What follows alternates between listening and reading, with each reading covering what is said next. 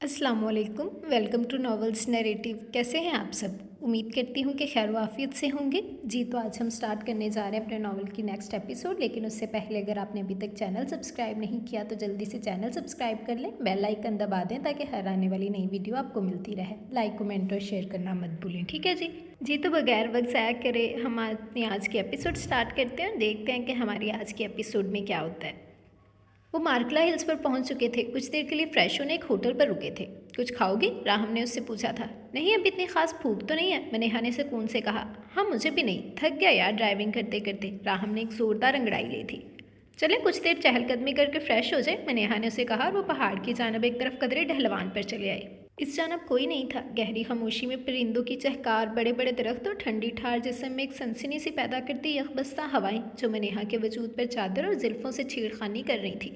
उसके वजूद चादर और बालों से टकराकर हवा उसकी दिल फरेब महकती खुशबू फिजा में बिखेर कर उसे मुअत्तर कर रही थी और ये खुशबू राहम के रगो पे में से रूर सी बनकर उतर रही थी। हस्बे मामूल वो पटपट बोले जा रही थी। राहम उसके हिलते होंठों को बगौर देख रहा था। वो एक बड़े से दरख्त से कमर टकाकर खड़ी हुई थी। वो कदम कदम चलता उसके करीब खिंचा चला जा रहा था। राहम, मैं वहाँ पर अम्मी बाबा के लिए ढेर सारी शॉपिंग करूँगी। अरे वो देखे कोयल बर्ड, उसकी आवाज़ मुझे बहुत पसंद है, इसीलिए तो मैंने अपनी मैसेज की रिंग ट्यून इसी वॉइस की लगा रखी। नेहा की नॉन स्टॉप चलती ज़ुबान को ब्रेक लगी थी जब वो बेहद करीब आकर उसके दाएं बाएं अपने हाथ टकाकर उसके गाल पर एक सुलगता लम्स छोड़ गया था। नेहा ने उसकी आंखों में एक पल को देखा था, फिर निगाहें चुका ली। सामने वालों की निगाहों में एक अजीब सी लपक थी जो कुछ और ही पैगाम दे रही थी। नेहा का दिल उछलकर उसके हलक में आया था, मगर उसे खुद पर अपने तासुरात पर कंट्रोल करना आता था। ये क्या था मिस्टर राहम? वो ब्रूच खाकर बोली, मगर उसकी आंखों में नहीं देखा था। यू नो वट मन, मैं तुम्हारा आदी होने लगा हूँ। एडिक्ट, किसी चीज़ का एडिक्शन हो जाना, इसका मतलब जानती हो? और सबसे बड़ी बात, मैं तुम्हारी गुर्बत चाहने लगा हूँ। ये बात मुझे आज मालूम हुई जब तुम मेरे साथ आने से इनकार किया। मेरा दिल और दिमाग बंद होने लगा था ये सोच सोच कर कि तुम मेरे साथ नहीं चल रही। उसके चेहरे के बेहद करीब वो गमगीन लहजे में बोला था। नेहा के चेहरे पर एक साया सा लहराया। काफ़ी फ़नी था। एक और इसी तरह का जोक सुना दे, दिन अच्छा गुजर जाएगा। नेहा ने मसनूई कहका लगाकर उसकी बात हवा में उड़ाई थी। उसका एक बाजू हटाकर वहाँ से जाना चाहा जब राहम ने वही बाजू उसकी कमर के गिर लपेट कर उसे दरख्त से लगाया था। तुम्हें लग रहा है कि मैं मजाक कर रहा हूँ, राइट? राहम उड़ाया था। तो और क्या, अपना फ़ोन चेक कर ले, कोई ज़रूरी मैसेज या कॉल ना आई हो। उसे निगाहें चुराते खफीफ सा तंज किया तो राहम हिलकर रह गया था। नेहा, डोंट यू डेयर कि अब तुम मुझे उसके नाम के ताने तिशने दोगी। वो दांत पीस कर बोला था और उसे एक झटका दिया। मनाहिल की कमर तने से टकराई तो उसे दर्द हुआ था। ताने तिशने क्यों? मैं तो आपको हकीकत बता रही हूँ जो शायद आपको याद नहीं। छोड़े मुझे राहम, यू हर्टिंग मी। अब उसकी गिरफ्त में मछली थी, मगर सामने वाले को उसका यह आईना दिखाना कुछ खास पसंद नहीं आया था। तभी वो झटके से उससे दूर होता वापस हो गया था। नेहा का दिल किया अपने बाल नोच ले। उसकी समझ से बालातर होता जा रहा था ये शख्स। रास्ते पर खामोशी छाई रही। सबसे पहले नेहा और राहम पहुंचे थे और इसके 1-2 घंटे बाद कल्ब और मनाहिल।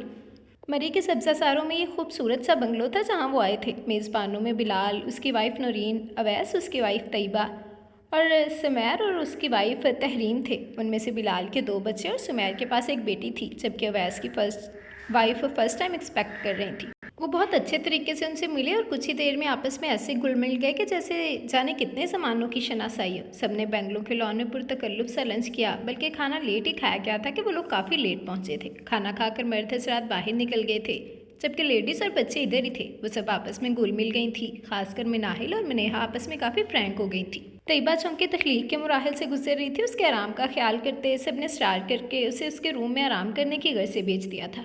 आप दोनों भी इतने तवील सफ़र से थक गई होंगी तो आप लोग भी क्यों नहीं आराम कर लेती? रात को डिनर पर मुलाकात होगी और कल से खूब घूमे फिरेंगे, तहरीम ने नरमी से कहा। और वाकई वो बहुत थकन महसूस कर रही थी, इसीलिए उठ खड़ी हुई। तहरीम और नूरीन उनके साथ आई और उनको उनके रूम तक पहुंचा दिया था। ये बेंगलुरु का 2nd फ्लोर था, जहाँ रूम में पहला रूम नेहा को दिया गया था और उसके आगे 2 रूम्स छोड़कर तीसरा मिनाहिल को। कमरा बहुत ही शानदार किस्म के थे। सर्वेंट्स पहले इन रूम्स में उनका सामान पहुंचा चुके थे। आराम करो, और तुम तो बिल्कुल छोटी सी हो, इसीलिए मुझे बिला तकल्लुफ़ आप ही बोल सकती हो। तहरीम मिनाहिल के पास खड़ी थी, जिसके चेहरे पर मेहरबान सी मुस्कुराहट थी। बहुत शुक्रिया आपका, मिनाहिल ने कहा। तहरीम कमरे का दरवाज़ा बंद करके चली गई थी। बहुत ही शानदार सा कमरा था। वो थकन से चूर चादर दुपट्टा उतार कर बेड की एक साइड रखती, बेड पर गिरने के अंदाज में लेटी और आंखें मूंद कर सुलगती कनपट्टियों को सहलाया था। इस आदमी को झेलना और बर्दाश्त करना नहायत हिसाब शिकन था। ऊपर से वो उसे जितना जिज कर करके जाने क्या खीज उठाता था। या उसे परेशान करके उसे जाने कौन सा सुरूर आता था जो उसे छेड़ने से बिल्कुल भी बाज नहीं आता था। वह ज़हनी तौर पर इतना थक चुकी थी कि इतना नरम गरम बेड मिलते ही गहरी नींद की वादियों में उतर गई। ना खुद का होश रहा, ना अपने सोने की पोजीशन का, ना ये एहसास किया कि चादर और दुपट्टे को तो उतार कर साइड पर रख दिया, मगर अभी तक कंफर्टर ओढ़ने की जहमत गवारा नहीं की थी। इधर नौरीन मनेहा को उसके रूम में छोड़ कर जा चुकी थी। उसने पहले सोचा कोई आरामदेह सूट पहन ले, मगर फिर रात के डिनर का ख्याल आया तो अपने ख्याल की तरतीब करती लेट गई कि अभी चेंज कर लेती तो रात को फिर डिनर के लिए चेंज करना पड़ता। इसलिए वो भी नरमो मुलायम बेड पर कंफर्टर ओढ़ कर लेट गई। बोझल होती आंखें जल्दी नींद से चूर होकर बंद हो गईं। इतने अरसे बाद मिले थे, हंसी कहके ज़ुमाइनी बातें जारी और सारी थी। चहलकदमी और पुरानी बातें दोहराते वक्त का एहसास ही ना हुआ और रात के 9 बज गए। और फिर मौसम यकलख्त बहुत ही ज़्यादा ख़राब हुआ था। कुछ नवंबर के आखिरी दिन चल रहे थे। तेज़ हवाओं के साथ मूसलाधार बारिश शुरू हो गई तो इन्होंने जल्दी से वापसी की राह ली थी। वो हंसते खिलखिलाते वापस आए थे। मूसलाधार बारिश की तेज़ बौछार की वजह से ना चाहते हुए भी काफ़ी भीग चुकी थी। नौरीन, तहरीम और तैयबा लाउंज में बैठी थी और बच्चे भी इधर ही खेल रहे थे। किचन में खानसामा खाना बना रहा था और इश्तिहा अंगेज़ खुशबू पूरे लाउंज में फैली हुई थी। राहम और मुर्तज़ा की निगाहें किसी को ढूंढने के ताक़ुब में इधर उधर पटकी तो तहरीम ने ज़ोमाइनी लहजे में उनकी मुश्किल हल की। किनको ढूंढ रहे हैं ब्रदर्स? आपकी बेगमां तो अपने अपने कमरों में आराम कर रही हैं, तहरीम ने बताया तो सबने मायनी खेजी से उन्हें देखा था। राहम तो इधर उधर देखने लगा, जबकि वो ढीठ बना मुस्कुरा दिया था।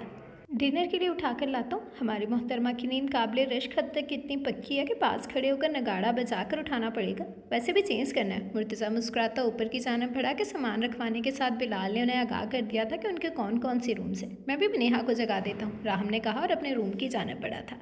मुर्तज़ा लॉक खोलकर कमरे में दाखिल हुआ, मगर सामने का क़यामत खेज़ मंजर देख ऊपर का सांस ऊपर और नीचे का नीचे रह गया। वो लापरवाह हुई थी और उसकी ये लापरवाही कल मुर्तज़ा को बहुत भारी पड़ी थी कि वो अपनी जगह पर साकित जामद ठटक कर रुक गया था। सामने वो बेड पर स्किन शीशों की फ्रॉक में चादर, कंफर्टर और दुपट्टे से बेनियाज बिखरी सी गहरी नींद में सोई मुर्तज़ा के 14 तबक रोशन कर गई थी। चेहरे पर वही आलूही मासूमियत सी छाई हुई थी। घनी पलकों की झालरें सुर्खों सफ़ेद चेहरे पर साया फगन थी, जबकि स्याह घने बालों की चंद आवारा लटे उसके कंधारी सुर्ख होंठों पर गिरती मुर्तज़ा को जहर लगी थी। कमरे में आतिशदान सुलग रहा था, जिससे कमरा काफ़ी गर्म था। तभी तो वो इतनी लापरवाही से सोई हुई थी कि पाँव में पड़े कंफर्टर को खोलकर खुद पर ओढ़ने की भी जहमत गवारा न की थी। नाजुक जिस्म के नशेबो फराज साफ अयां थे। ये होशरुबा मनासिर दावते नज़ारा देते उसे उकसा रहे थे कि आगे बढ़ो और अपने लम्स की लताफत और मोहब्बत की नरमो गरम फुआर से इन्हें पूर भिगो दो। बड़ा साफ शिकन था ये, मगर वो फिर निगाहें चुराता बैग की जाना पड़ा। अपने कपड़े लेकर वॉशरूम गया, चेंज करके बाहर आया। उसकी लापरवाही और इस मुर्दों से शर्त बांधने वाली उसकी इस नींद पर उसने एक सर्द स्याह भरी थी। वो पैंट की पॉकेटों में हाथ डालता बैठ के करीब आया था। मिनाहिल, ज़ोर से उसे पुकारा, मगर वो टस से मस न हुई थी। मन्नू, वो चिल्लाया। उसका सफ़ेद बेदाग बाजू झंझोड़ा। वो ज़रा सा खिसमिसाई और दोबारा सो गई थी। उसका ये खिसमिसाना भी एक जवां दिल पर बिजली गिरा गया था। इससे पहले वो अपने मुंह से और बेलगाम जज्बों के सामने हार जाता, उसे जगाकर उसे उसकी अजीमुल शान लापरवाही का एहसास दिलाना असद ज़रूरी हो गया था, और उसके लिए उसे अपना ड्रैकोला फार्मूला आजमाना पड़ना था। तभी वो उसके शफाफ गाल पर चुका था और वहाँ अपने होंठ और मूंछें जानबूझकर सख्ती से रिबकी और गाल का कुछ हिस्सा अपने दांतों तले दबाया था। मूंछों की इस चुभन ने मिनाहिल को बेचैन किया था। सब कुछ बर्दाश्त था, इन घनी मूंछों की चुभन थी जो रोज़े अव्वल से उसकी जान का असर बनी उसके लिए नाकाबिले बर्दाश्त नहीं थी। इसीलिए वो बुरी तरह खिसमिसाई थी। मुर्तज़ा उसके वजूद पर इस चुभन से छाप छोड़ता गर्दन से कंधे तक आया था। फिर जब मुर्तज़ा ने उसके शफाफ बेदाग बाजू पर दांतों का दबाव बढ़ाया तो वो बुलबुला कर जागी थी। मौजूदा सिचुएशन और मीठे से इस चुभन वाले दर्द को समझने की कोशिश में चंद साहतें लगी थी, मगर जब उसे अपने बाजू पर झुके देखा तो मिनाहिल कराह उठी थी। वो झटके से अपनी जगह से उठी थी। ये क्या बदतमीज़ी है? सचमुच आदमखोर ड्रैकोला हैं आप, दूर रहा कीजिए मुझसे। वो फनकारी थी और उसके कंधे पर मुक्का बरसाकर उसकी वहशी सी गिरफ्त से अपना बाजू छुड़वाया था। तुम खुद ही मुझे उकसाती हो। हुलिया देखा है अपना? जब ऐसे नज़ारे देखने को मिलेंगे तो अच्छा खासा शरीफ इंसान ड्रैकोला ही बनेगा। उसकी नज़र उसके वजूद की गहराइयों में उतरी तो मिनाहिल सचमुच अपनी लापरवाही पर गड़बड़ाई थी। हाथ बढ़ाकर अपना दुपट्टा उड़ा था। अब क्या फ़ायदा, जबकि मैं इस नींद का अच्छा खासा फ़ायदा उठा चुका हूँ। मुर्तज़ा ने आंख बिंद करते उसे छेड़ा। मिनाहिल की आंखें हैरत से फैल गई थी। गाल से गर्दन और बाजू पर हल्की सी चुभन तो हो ही रही थी, और वो मखसूस चलन वो जानती थी किस चीज़ की है। वो झंझलाकर बेड से उतरती और बाहर जाने लगी थी, मगर वो उसे बाजू से खींच कर अपनी बाहों के घेरे में बढ़ चुका था। वैसे तुम्हारी नींद भी खूब है, हाँ? प्लीज़ आज रात को भी ऐसे ही सोई रहना। वो जो मुझे तुमसे एक ज़रूरी काम है वो मैं निपटा लूँगा। फिर सुबह को उठना और अपने काबिल रहम हालत देखकर मुझसे पूछना कि रात क्या हुआ था। उसके बेशरम बेहुदा सरगोशियों से वो पानी पानी होती सरता पैर सूख पड़ गई थी। ये तो खैर आपकी हसरत ही रहेगी, अभी मैंने कहा कि दूर रहा करे मुझसे। वो जहरखंद लहजे में कहती झटके से उसके बाजू से निकली थी। उसके लहजे में ऐसा कुछ तो था कि मुर्तज़ा लम्हे भर को चुप सा हो गया। फ्रेश होकर नीचे आ जाओ, डिनर पर सब वेट कर रहे हैं, वो नरमी से कहता कमरे से निकल गया था। मिनाहिल ने अपना सर झटका और जल्दी से वॉशरूम में घुस गई थी। वो कमरे में आया तो वो कंधों तक कंफर्टर और गहरी नींद में थी। एक हाथ फोल्ड करके आंखों पर रखा हुआ था, दूसरा कंफर्टर को घेरे में लिए हुए था। राहम आगे बढ़ा। उसका मोहब्बतों से गुदा नर्म नाजुक वजूद उसे अपनी जानब बुरी तरह अट्रैक्ट करने लगा था। उसकी तवज्जो की डोर उसी में उलझती रहती थी। वो मनेहा के पास आया था, तभी पॉकेट में मौजूद फ़ोन बुरी तरह चिंगाड़ा था। उसने पॉकेट से मोबाइल निकाला, मनेहा किसमिसाई और करवट बदली थी। इशू का नंबर देख राहम की तेवरी पर बल आए थे। वो जब से यहाँ आया था वो बार बार फ़ोन कर रही थी उसे। अब वो बार बार खुद को जस्टिफाई नहीं करने वाला था, तभी फ़ोन ऑफ करके पॉकेट में डाल लिया था। सामने देखा तो दिल उछल कर हलक में आया था। कमरे में हीटर ऑन था, तभी कंफर्टर में उसे घबराहट महसूस हुई थी जैसे। तभी उसने करवट बदलते सारा कंफर्टर उतार कर अपने नीचे दबा लिया था। ब्राउन बाल आबशार की तरह कैचर से निकलकर कमर पर बिखरे हुए थे। नीले रंग में सफ़ेद बदन चांदनी की तरह दमक रहा था। वो बेड पर टिक कर बैठ गया। मौसम, माहौल, गाँव खेस खामोशी होश उड़ाने वाली थी। इससे पहले कि उसे कुछ हो जाता, अपनी सोचो जज्बात को काबू करते उसने उसका कंधा नरमी से हिलाया था। मनेहा, मन। राहम ने उसे एक दो दफ़ा नरमी से पुकारा तो वो जाग भी गई। उसे अपने इतने करीब यूँ खुद पर झुके देख मनेहा गड़बड़ा कर उठी थी। दुपट्टे की तलाश में निगाह इधर उधर दौड़ाई थी। राहम उसकी नसों का मफहूम समझता अपने पीछे पड़ा, उसका दुपट्टा उठाकर उसकी जानब बढ़ाया, जो कि उसने थाम कर खुद पर ओढ़ लिया था। उठो, फ्रेश हो जाओ, डिनर पर वेट हो रहा है हमारा, और बैग में से मेरे कपड़े निकाल दो, चेंज करना है मुझे। राहम के कहने पर वो जल्दी से बेड से उतरी। एक खुशबू का झोंका था जो राहम की सांसों से टकराकर उसकी रूह में मुअल्लक हुआ था। इस खुशबू की खुमारी उसकी रगों पे में बसने लगी थी। मोटी और बैग से कपड़े निकालने लगी। चाहे लाख दामन बजाते, मगर अब अपने शौहर के बदलते तेवर और लो देती निगाहों की तमाजुद से पलकों की झालरों और हाथों में वाज़ह लर्जिश सी थी। राहम गहरा मुस्कुराया था। उसने आयरन शुदा कपड़े निकाल कर उसे थमाई।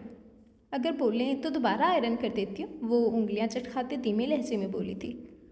इट्स ओके, वेट करो, मैं चेंज करके आता हूँ। राहिम कपड़े थाम कर वॉशरूम गया था, लेकिन जब बाहर आया तो वो गधे के सिर से सींग की मानद रूम से गायब थी। राहिम गहरा मुस्कुराता बालों में ब्रश फेर कर कमरे से बाहर निकला। बहुत ही ज़्यादा खुशगवार माहौल में डिनर किया गया। आज उन्होंने लॉन में बारबेक्यू का फुल अरेंज कर रखा था, मगर होने वाली मूसलाधार बारिश ने तमाम प्लान चौमट कर दिया। सो बारबेक्यू का प्रोग्राम कल तक के लिए उठा रखा और आज लाउंज से मुल्हका ओपन किचन में बड़े से डाइनिंग टेबल पर वो सब खुशगपियों के साथ डिनर में मसरूफ़ थे। सारी लेडीज़ टेबल की एक जानब और जेंट्स दूसरी जानब बैठे थे। वो सब अपने अपने जोड़ीदार के ठीक सामने बैठे थे। मनेहा और मिनाहिल एक दूसरे के पास बैठे खामोशी से खाना खा रही थी। मैंने सुना है बड़े धुआंधार इश्क के बाद तुम्हारी शादी हुई है कल। आंटी तुम्हारी शादी तुम्हारे कज़न से करना चाह रही थी शायद, मगर तुमने बड़ी मुखालफत के बाद भाभी से शादी की, बिलाल ने कहा तो मुर्तज़ा को अच्छू लगते लगते बचा, जबकि मिनाहिल के चेहरे पर एक साया सा लहराया, गले में फंदा सा लग गया। नवाला हलक मटका था। अपनी कमाईगी का एहसास अंगड़ाई लेकर जिस्म में जागता रगों पे को काट गया था। वो आंखों में दरारें वाली नमी को छुपाने के लिए अपने प्लेट पर बुरी तरह झुकी थी। मनेहा ने चेयर के दरमियान से उसका हाथ थामकर उस पर दबाव बढ़ाकर उसे तसल्ली देने की नाकाम सी कोशिश की थी। बिलाल को शायद किसी ने आधी कहानी सुनाई थी। यार बताओ बे, शर्माओ मत, बिलाल ने फिर मुर्तज़ा को छेड़ा था। प्लीज़ यार, चेंज द टॉपिक, मुर्तज़ा ने संजीदगी से कहा। अच्छा बताओ, वापस कब जा रहे हो या यहीं सेटल होने का प्रोग्राम है? अपने बिल्कुल सामने उसका धुआं चेहरा झुके सर पर गहरी नज़र डालता वो बिलाल की जानब मुतवज्जो हो गया था। खाने के बाद ग्रीन टी का दौर चला था। मनेहा ने देखा मिनाहिल ठीक नहीं थी। काश उसके जितनी बर्दाश्त और हौसला हर लड़की में होता। तैयबा को मैं स्टडी रूम दिखाने की बात कर रही थी जो शायद घर की बैक साइड है, मनेहा ने आहिस्तगी से तैयबा को कहा और मिनाहिल का हाथ मजबूती से थामा था। आप लोग एंजॉय करें, हम आते हैं, तैयबा ने उन्हें कहा तो राहम और मुर्तज़ा चौंके थे, तो उन्होंने गहरी निगाहों से उन्हें जाते हुए देखा था। वो स्टडी में आई। मिनाहिल ने तशक्कुर पर एहसास के साथ मनेहा को देखा। वो स्टडी में काफ़ी देर बैठकर अपनी अपनी पसंदीदा बुक्स पर बातें करती रही। उन्होंने नोट किया कि तैयबा थकावट का शिकार हो रही है। तैयबा आप जाएं, आराम करें, हम एक दूसरे को अपने दे लेंगे, आपको आराम की ज़रूरत है। मनेहा ने कुछ इस अपनायत भरे अंदाज से कहा कि मैं तैयबा सर को हल्का सा खम देकर उठी थी और उन्हें विश करती स्टडी से बाहर निकल गई थी। उसके जाने की देर थी। मिनाहिल जो कब से अपने ऊपर ज़बद के पहरे बिठाए हुए थी, चेहरा हाथों में छुपाकर बिलक बिलक कर रोती थी। ऊपर से मैं नेहा ने उसे गले से लगाया तो वो और शिद्दत से रोने लगी थी। जब वो रो रो कर सारा वो बार निकाल चुकी और रोने में थोड़ी कमी वाक़या हुई तो मैं नेहा ने आहिस्तगी से उससे कहा, अपने अंदर रोग मत पालिए, इस दुनिया में आप एक ही तो हैं। मैं नेहा की बात बहुत गहराई लिए हुई थी। मिनाहिल ने उससे लग होकर अपने आंसू पोंछे। अच्छा बताओ क्या हुआ था, मैं नेहा ने कहा तो मिनाहिल आहिस्तगी से सब बताती चली गई। उसकी सारी बात सुनकर मैं नेहा मुस्कुराई थी। बस इतनी सी बात, और भी गम है ज़माने में मोहब्बत के सिवा। मैडम, इस बेहिस शख्स की खातिर अपने इतने कीमती मोतियों जैसे आंसू वेस्ट कर रही हो। खुद को मजबूत बनाओ, इतना मजबूत कि सामने वाले की सारी अना और बेहिसी तुम्हारी मजबूती से टकरा कर पाश पाश हो जाए, मगर तुम्हारी इज्जत नफ्स को आँच तक न पहुँचा सके। नेहा ने उसकी आंखों में आंखें डालकर उसे समझाया था। मिनाहिल उसकी आंखों की वीरानी देखकर अपने बारे में तो सब कुछ भूल ही गई जैसे। मुझे तुम्हारे बारे में जानना है सब कुछ। मिनाहिल ने उसकी गोद में रखे सर्द हाथों पर अपने हाथ रखे। उसकी बातें सुनकर अपने आप भी तमाम आंसू जैसे थम से गए थे। नेहा फीकी सी मुस्कान के साथ उसे सब बताती गई। उसकी कहानी सुनकर मिनाहिल सन्नाटों के जद में आई थी कि उसके साथ जो हुआ वो किस्मत का रचाया हुआ खेल था, जबकि नेहा को तो उसके अपनों ने ही जानबूझकर बर्बाद करने में कोई कसर ना छोड़ी थी। मैंने जिससे मोहब्बत की उसने मुझसे एक सौदा किया, एक समझौता। ये शादी नहीं, एक कॉन्ट्रैक्ट है। कितने मज़े की बात है ना। वह शायद अपना मजाक उड़ा रही थी। मिनाहिल ने उसके बेतासुर चेहरे को देखा था। तुम में बहुत हिम्मत, हौसला और बर्दाश्त है नेहा, मगर कुछ नहीं होता। मिनाहिल, खुद में हिम्मत, हौसला और बर्दाश्त पैदा करनी पड़ती है, नहीं तो सामने वाला आपकी इज्जत नफ्स कुचलने में एक लम्हा ज़ाया ना करेगा। नेहा ने फिर उसे समझाया था। आहट हुई तो नेहा खामोश हो गई थी। महसूस कर लो उनकी खुशबू सांसों से टकराई तो मिनाहिल बेतहाशा कह के लगाने लगी। इतने कह के कि नेहा हौनक ज़दा से उसे देखे गई थी। फिर जब राहम और मुर्तज़ा को इस तरफ आते देखा तो एक ठंडी सी आ भरी थी। उसके सिखाए सबक पर मिनाहिल ने बड़ी जल्दी याद किया था। आओ नेहा, तुम बहुत फ़नी हो। मेरा तो हंस हंस कर बुरा हाल हो गया। वो मसनूई कह के लगाते खामखा हंस हंस कर लोटपोट होने की कामयाब अदाकारी करने लगी। मुर्तज़ा की हौनक ज़दा से शक्ल देखने के काबिल थी।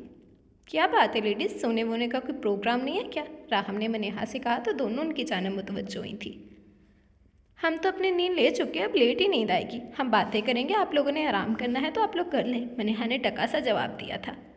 हाँ, पहले वो दोनों बड़ा इन दोनों को लोरी देकर सुलाते थे जब वो उन्हें बुलाने आन पहुँचे थे।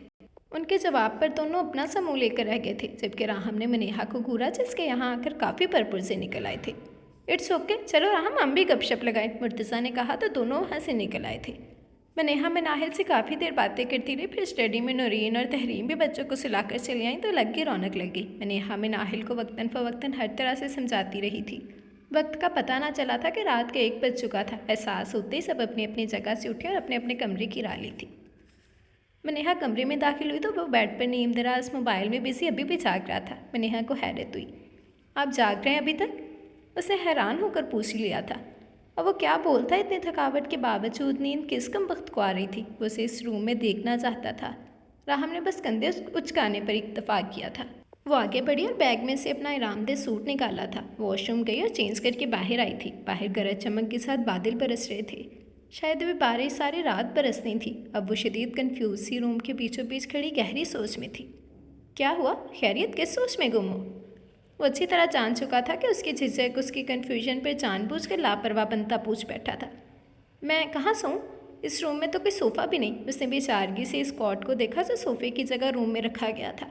बेड पर सो जाओ, एतबार नहीं है मैं तुम्हें सुइयां चबो दूंगा, राहम ने खफीफ से लहजे में कहा तो नेहा उसे देख कर रह गई थी। एतबार तो है, और मुझे क्यों सुइयां चबोने लगे आप? बस मैं सोच रही थी बेड शेयर करने पर आपका कॉन्ट्रैक्ट बुरा ना मान जाए। नेहा ने तो सादगी से कहा था, मगर राहम सरता पैर झुलसा था, तभी उसे घूर कर रह गया था। नेहा खुद ही अलमारी की जानब बढ़ी। खोल कर देखा तो उसमें एक एक्स्ट्रा कंफर्टर पड़ा था। वो निकाल कर लाई, बेड से एक पल्लू उठाया था। दबेस कालीन पर आधा कंफर्टर नीचे बिछाकर आधा अपने ऊपर तान कर चुपचाप आंखें मूंद ली, और वो जो उसकी सारी कार्रवाई देखकर जल बुनकर बेहिस बना खुद भी लेट गया था। मिनाहिल रूम में दाखिल हुई तो रूम खाली था। उसने एक सर्द सी सांस भरी, मतलब वो आदमखोर ड्रैकुला अभी जाग रहा था। बालकनी से बातों की आवाज़ आ रही थी, मतलब वो बालकनी में किसी से फ़ोन पर बात कर रहा था। इधर मुर्तज़ा बालकनी में खड़ा रात के इस पहर इस कातिल मौसम को एंजॉय कर रहा था कि एक दोस्त का फ़ोन आ गया। फ़ोन भी अपने जैसे किसी पागल का था जो आधी रात को इतना वेला था।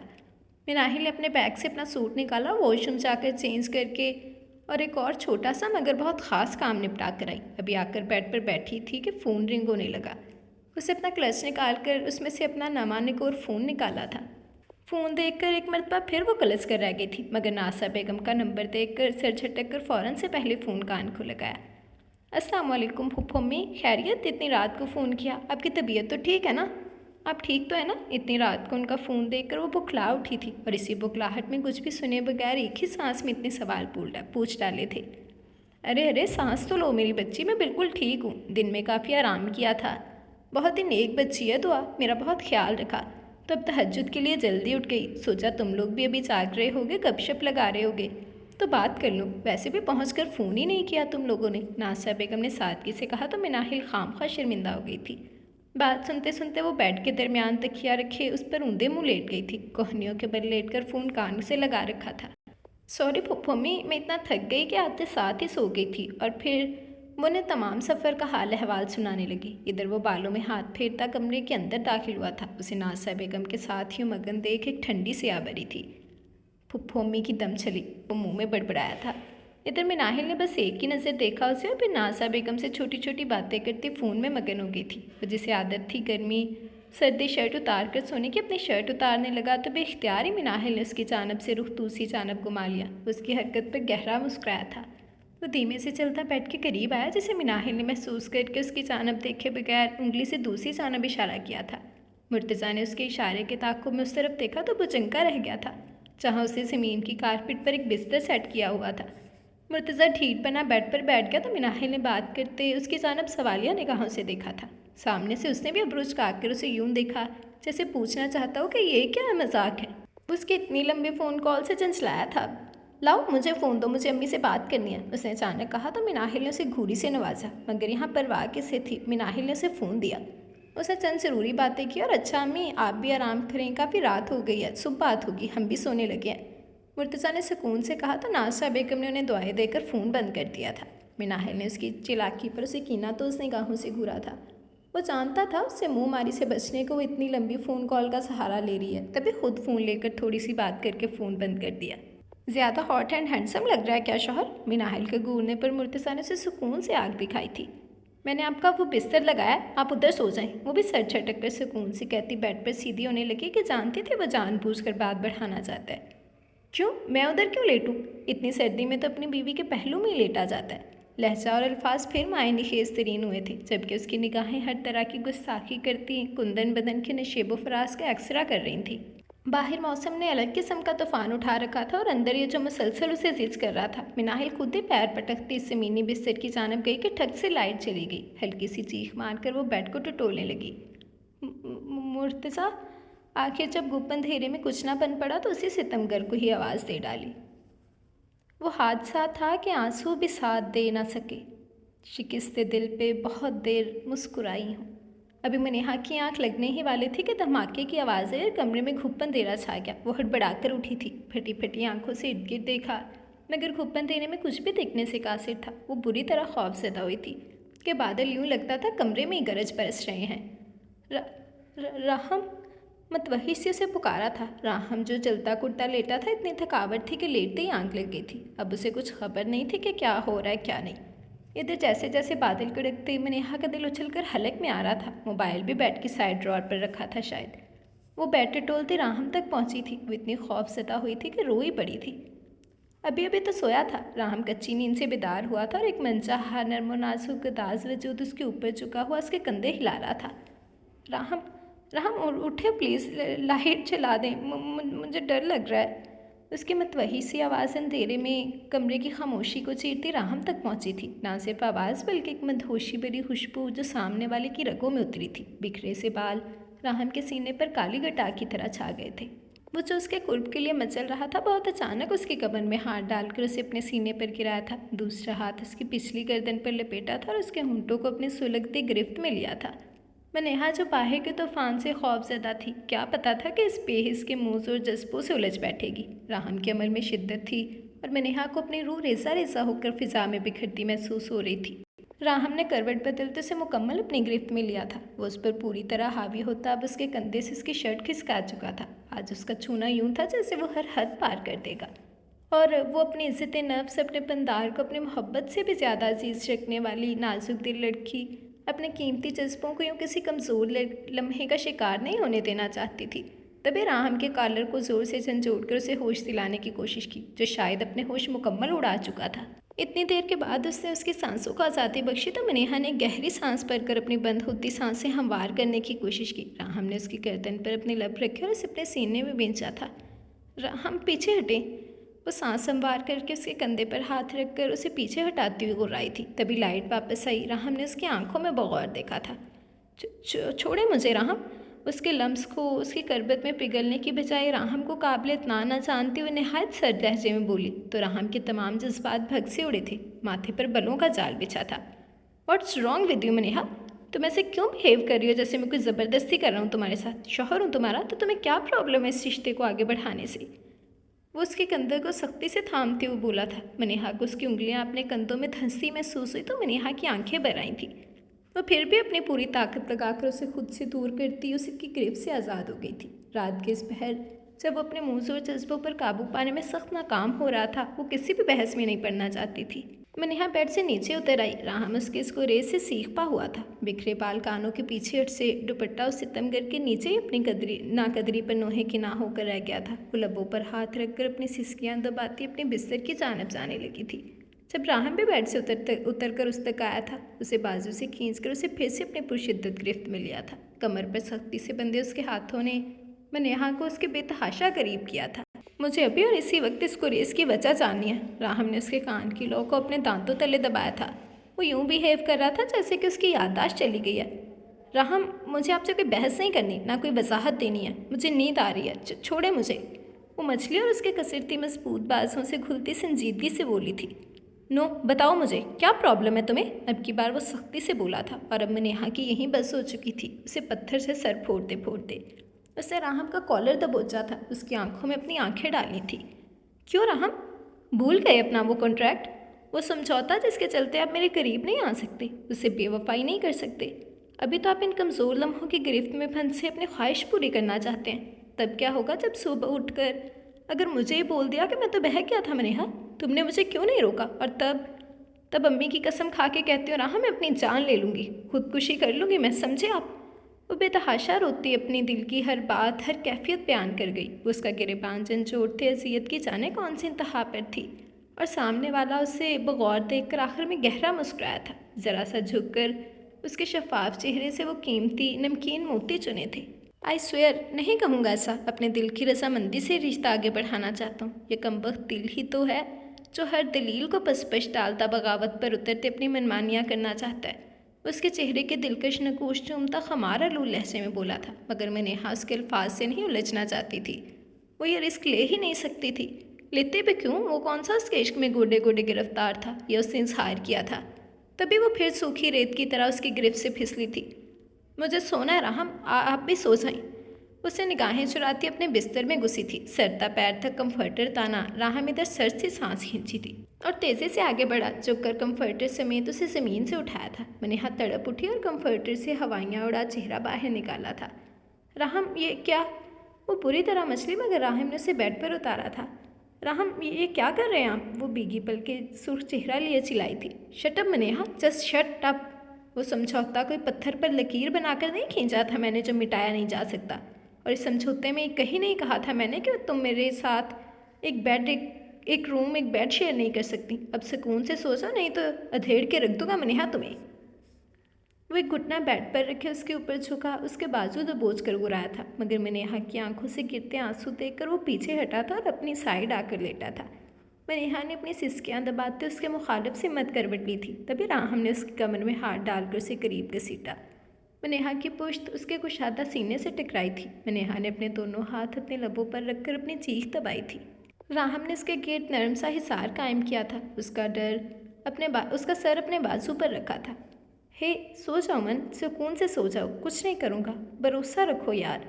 राहम ने उसके बालों में नरमी से हाथ फेरा था। मनीहा के तने असाब ढीले पड़े थे। काफ़ी देर की हिचकियों के बाद आखिर नींद की देवी मेहरबान हो ही गई। वो सो चुकी, मगर राहम की आंखों से नींद रूठ चुकी थी।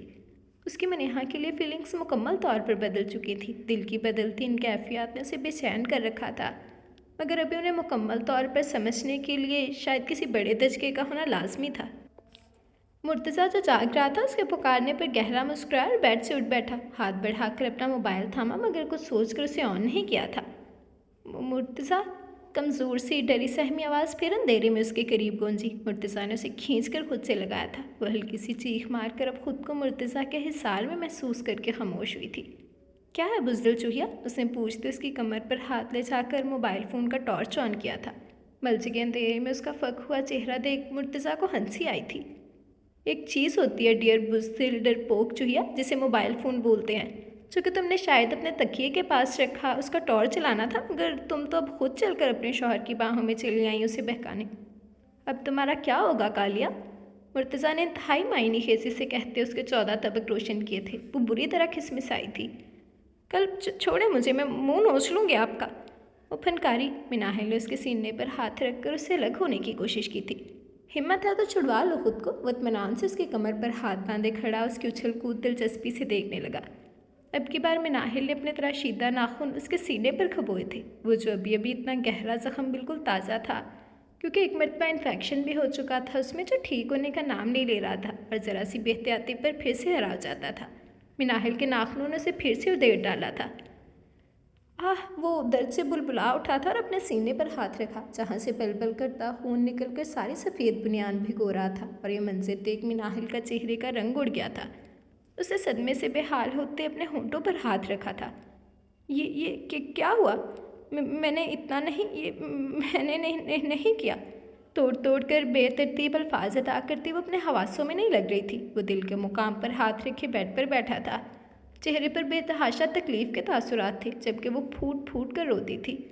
मन्नू शट अप, रोना बंद करो और मेरा बैग खोलो, उसमें एक ब्लू कलर का बॉक्स है, वो लाओ। वो दांत पीस कर घुराया था। वो बुखला कर उठी थी। ये मैं नहीं जानता हूँ मन्नू, जो बोल रहा हूँ वो करो। मुर्तज़ा ने वो बुनियान उतारी और खून रोकने के लिए वही अपने सीने पर रख ली। वो नरमी से बोला। मिनाहिल बैग तक गई, लरजते कांपते हाथों से बैग खोला था। मुश्किल से वो बॉक्स ढूंढ पाई। वो बॉक्स लिए वो मुर्तज़ा के करीब आई थी। खोलो इसे, मुर्तज़ा ने संजीदगी से उसे कहा। मिनाहिल ने बॉक्स खोला तो उसमें ड्रेसिंग का सामान और उसकी मेडिसिन्स थी। शायद वो रोज़ इस जख्म की ड्रेसिंग कर रहा था, तभी ये बॉक्स पास रखा था। मुर्तज़ा ने उससे वो बॉक्स सामा और अब नरमी से अपने दिल के मुकाम पर से वो कपड़ा हटाया, जहाँ एक स्याह बड़ा सा धब्बा था और इस धब्बे में गहरा जख्म था। वो नाम मिटाने के लिए उसने जाने खुद को कितना गहरा जख्म लगवाया था। ये अपने जिस्म से वो गोश्त का लुथड़ा ही निकलवा बाहर किया था। मिनाहिल तंबाखुद से उसका चेहरा और वो जख्म देखे गई। मुर्तज़ा ने एक नज़र उसका सफ़ेद पड़ता चेहरा और चुपचाप जख्म की ड्रेसिंग करने लगा। मिनाहिल के लबों में जैसे तमाम अल्फाज दम तोड़ चुके थे। वो चुपचाप एक नज़र उससे फिर उस जख्म को देखे गई। कभी अपनी उंगलियां चटखाती, कभी दांतों तले अपने लब कुचलती रही। वो उसकी महवियत नोट करता रहा। जैसे तुम बेशर्मों की तरह मुझे यूँ शर्टलेस जिस मुकाम पर देख रही हो, तो क्या मैं ये समझूँ कि मेरी इज्जत खतरे में है? वो इस इतनी सीरियस सिचुएशन में भी अपनी ज़ुबान के जौहर दुखाने से बाज नहीं आया था। मिनाहिल कलिस कर रह गई थी, मगर वो यकीनन उसका ध्यान बटाना चाहता था। पानी दो मुझे मन्नू, पेन किलर लूँ मैं। वो नरमी से बोला, मगर चेहरे पर तकलीफ़ के आसार थे। मिनाहिल उठी और टेबल पर पड़े जग में से ग्लास में पानी डाल लाई। मुर्तज़ा ने मेडिसिन ली थी, ड्रेसिंग कर चुका तो उसे बॉक्स थमाया। वो जिसे वापस साइड ड्रॉर में रखाई। वो बेड ग्राउंड से सर टकाकर नींद दराज हुआ। वो फिर उसके पास आई थी। अब समझ नहीं आ रही थी करे क्या। काश मैं उस जितनी बेहिस्स और बेदर्द होती तो इसे इस हालत में भाड़ में बेचकर खुद सुकून से सो जाती। वैसे तुम्हारे पास अच्छा चांस है बुज़दिल चूहिया, इस जख्म के अंदर नाखून गाड़ कर मेरा दिल निकाल दो तो तुम्हारी जान छूट जाएगी इस आदमखोर ड्रैकुला से। उसने फिर शोशा छोड़ा था, मगर वो जो अपनी कैफियत और बेबसी से चेहरा हाथों में छुपाकर फिर रो दी थी। मुर्तज़ा ने उसका लरसता वजूद गहरी निगाहों से देखा और बाजू से खींचकर उसे अपने करीब बेड पर बिठाया था। रो क्यों रही हो? उसने संजीदगी से पूछा और उसके चेहरे से ज़बरदस्ती हाथ हटाए थे। मुझे नहीं पता। मिनाहिल ने उसके हाथ झटके थे। मुर्तज़ा के माथे पर बल आई। सेकंड्स में उसे खींचकर बेड पर गिराया था। उसके पास कोहनी के बल लेटा। तो किसे मालूम है? उसे बालों से पकड़कर उसका चेहरा अपने चेहरे के करीब किया था। उसकी तपती सांसों की तमाज़त से मिनाहिल का फिर दिल दहल गया था। लरसती पलकें उठाई तो निगाह उन मूँछों पर पड़ी जिनकी चुभन उसे पहले ही दहलाने लगी थी। उसने फ़ौरन आंखें बंद की थी और मुर्तज़ा उसकी सरकत पर गहरा मुस्कुराया था। तभी झुककर गाल पर शिद्दत भरा लम्स जानबूझकर यूँ छोड़ा कि उसकी मूँछें मिनाहिल के ऊपरी होंठ पर चुभी थी। वो जी जान से लरजी थी। छोड़े मुझे। वो खिसमिसाई थी मगर उसके सीने पर हाथ रखने की कोई गुस्ताखी करने की कोशिश नहीं की थी। अब सामने वाला उसकी सस्तियात पर पूरी तरह फिदा हुआ था, तभी झुककर पूरे हक से उसकी सांसों को अपनी सांसों में उलझाया था। मिनाहिल की जान लबों पर आई थी मगर आज उसके लम्स में बेहद नरमी थी। मिनाहिल ने उसके कंधों पर हाथ रखकर उसे दूर करने की कोशिश की मगर वो खुद को सैराब करके अपनी मर्जी से ही पीछे हटा था, बल्कि जल्दी से बेड से ही उतर गया और बालों में हाथ फेर कर खुद को नॉर्मल करने लगा। वो जिसकी धोनकनी की तरह सांस चल रही थी, गहरे गहरे सांस पर थी, बेहाल हो रही थी। मुर्तज़ा खोते ज़मीन पर बिछाए बिस्तर में लेट कर आँखें मूंद गया था। मुर्तज़ा, आपको चोट, आप बेड पर। वो फिर खुद को संभालती बेतरतीब अल्फाज में बोली थी। वो उस पर ज़रा भी जाहिर नहीं करना चाहती थी कि उसकी ज़रा भी फिक्र करती है, मगर इस दिल का क्या करती जो बेगैरत डीट उसी के नाम की माला जपा करता था। सो जाओ बुज़दिल चूहिया, अब अगर गिरफ्त में ले लिया तो मेरी शिद्दतें मार डालेंगी तुम्हें। उसे बंद आंखों से उसे वॉर्न किया था। फिर मिनाहिल की हिम्मत नहीं हुई थी एक भी लफ्ज़ बोलने की। वो चुपचाप कंफर्टर में दबक गई थी। मुर्तज़ा जो दिन भर का थका हारा था, मेडिसिन के ज़रिए असर वो भी गहरी नींद सो गया था। मनेहा की सुबह आँख खुली तो खुद को एक आहिनी हिसार में मुकीद पाया। वो करवट तक नहीं बदल पा रही थी, इसीलिए बुरी तरह झंझलाई और खिसमिसा कर नींद से बोझिल आँखें जरा सी खोलकर हालात का जायज़ा लिया तो मनेहा के 14 तबक रोशन हो उठे थे। वो बिखरी हुई सी उसकी बाहों के हिसार में कैद थी और राहम उसे अजीब सुलगती सी निगाहों से देखने में मसरूफ़ था। वो बुखलाकर उससे दूर होने की कोशिश करने लगी मगर उसने अपना हिसार और मजबूत कर लिया था। क्या बात है मन, इतना डरती क्यों हो मुझसे? वो मुस्कुराता उसकी मासूम आंखों में झांक कर पूछने लगा। किसने कहा मैं डरती हूँ आपसे? मनेहा ने उसकी गलत फहमी दूर करने की कोशिश की मगर कमबख्त लड़खड़ाते लहजे ने उसकी गुर्बत से घबराई सी झुकी आंखों ने साथ ना दिया था। मुझे तो ऐसा ही लगता है, उस पर हावी हो रहा था मगर मनेहा ने नरमी से उसका हिसार तोड़ा और उठ बैठी थी। अपनी खुशफहमी अपने पास ही रखें, वह छोटी सी नाक चिढ़ा कर बोली। उसके चेहरे पर रात की कार्रवाइयों और झगड़े का शाइबा तक ना था, तो भी नॉर्मल हो गया था। ब्रेकफास्ट के बाद वो सब आज घूमने गए थे। दिसंबर शुरू होने वाला था, इसलिए बेहद ठंड थी यहाँ। वो दोनों नोट कर रहे थे मनेहा और मिनाहिल की अच्छी खासी दोस्ती हो गई थी। तभी हर जगह वो एक दूसरे का हाथ पकड़े घूमती फिर रही थी।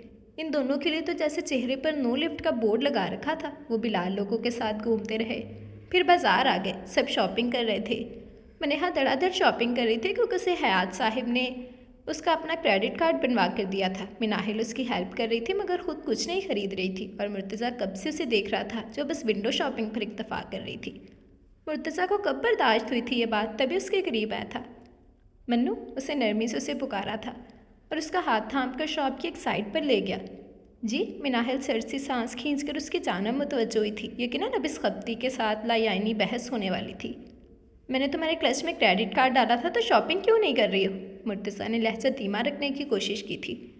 क्योंकि उस कार्ड में मेरे बाप के पैसे नहीं हैं, मिनाहिल ने इत्मीनान से ही जवाब दिया था।